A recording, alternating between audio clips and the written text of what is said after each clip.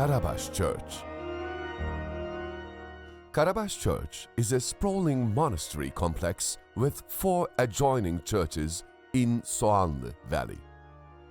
The courtyard space was the valley's most famous monastic center.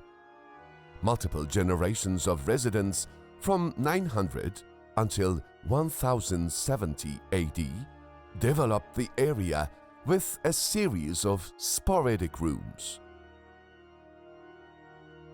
Like other courtyard complexes in Cappadocia, Karabaş has 3 sides and multiple rooms. These were functional living spaces of the original community, but the original function and appearance has been lost to erosion and later human changes. A flat facade once extended high up the rock face. The courtyard floor was built after the churches, as it sits a full level lower than the church. The builders wanted to add a spacious hall near the pre-existing church, but they had to lower the floor to allow enough space inside the fairy chimney for the tall ceiling. The main room is the central hall.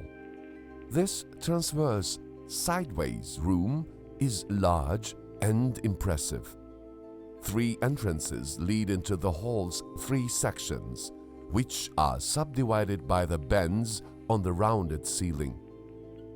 The lunettes on the side walls have candlestand designs. 2 plain rooms were later added in the back. In Cappadocian courtyard complexes, the central halls never have storage rooms openly attached like this.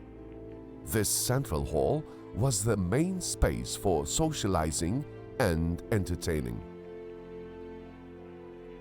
Karabaş Hall. A large wine press room stands in the back corner.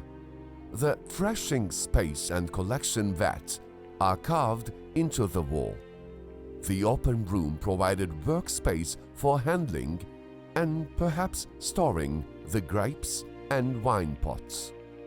An animal stable with 5 stalls sits on the left west side of the courtyard.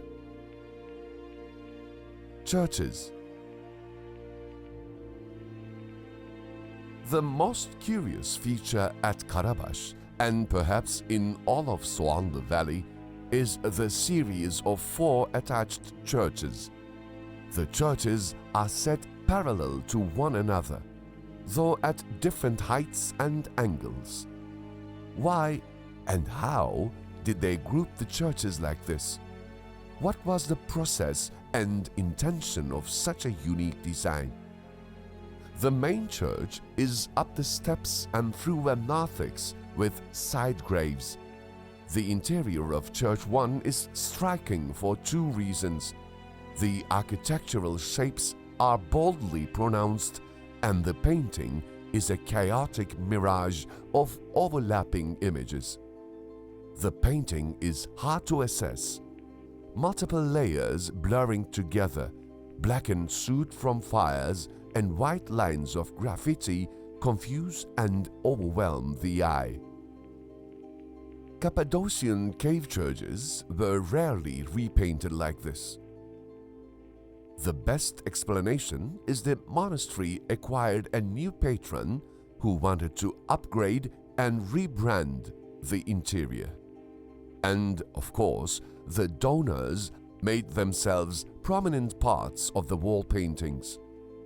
Over the 1,000 years since then, the layers have faded and blurred together, leaving a psychedelic impression.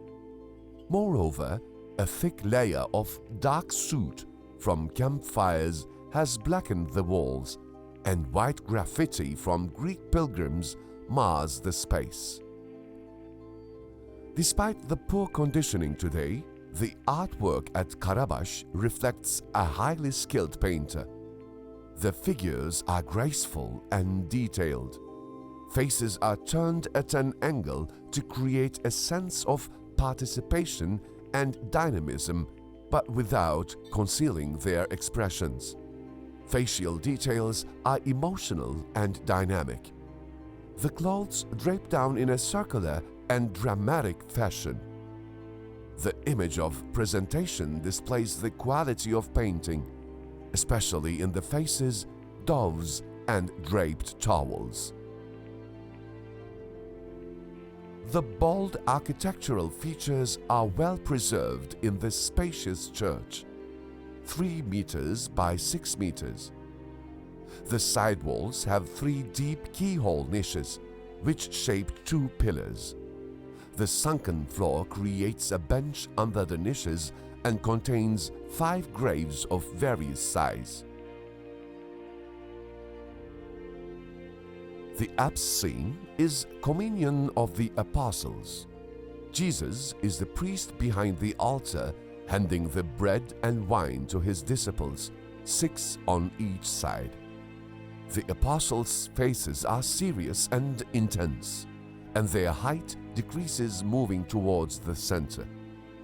Although Jesus instituted the Eucharist meal on the night before his death, Jesus never administrated communion, and nor where there were 2 Jesuses. The scene makes a theological point. The picture interprets the activities that occurred at the altar below. When receiving communion from the priest, the worshipper receives the same exact grace that Jesus gifted his apostles. The apse scene provides historic continuity and theological meaning during the Eucharistic liturgy. Church 2. Church 2 is basic and unfinished. The skinny barrel-vaulted nave leads to a raised, framed apse. The layout imitates Church 1, though on a smaller scale. The room has no finished paintings or burial graves, only a few red designs on the front wall.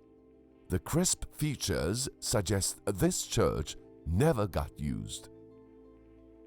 Church 3. The most innovative aspect of Church 3 is the front apse. The sanctuary space has no templon barrier, so it appears quite open. Human saints and patrons rarely appear on the upper portions of the apse. This most sacred space is typically reserved for Jesus. Church 4. Church 4 is the last and smallest of the 4 churches. The apse has 3 windows to allow light into the back reaches of the dark, cavernous complex. 2 more graves were carved on the floor, and another 2 into the cavity on the right, north wall. In the front left corner, 2 monks are painted. The monks are holding a cross while wearing monastic robes and hats. One monk prepared this church for his own burial. The nearby inscription says, "I, Bathistrakos Abbas, labored in this church, now lie here. I died in the month of..." The sentence remains unfinished, so he apparently died elsewhere, or his fellow monks forgot to complete the date. The chamber has decorated crosses painted on the back wall and roof.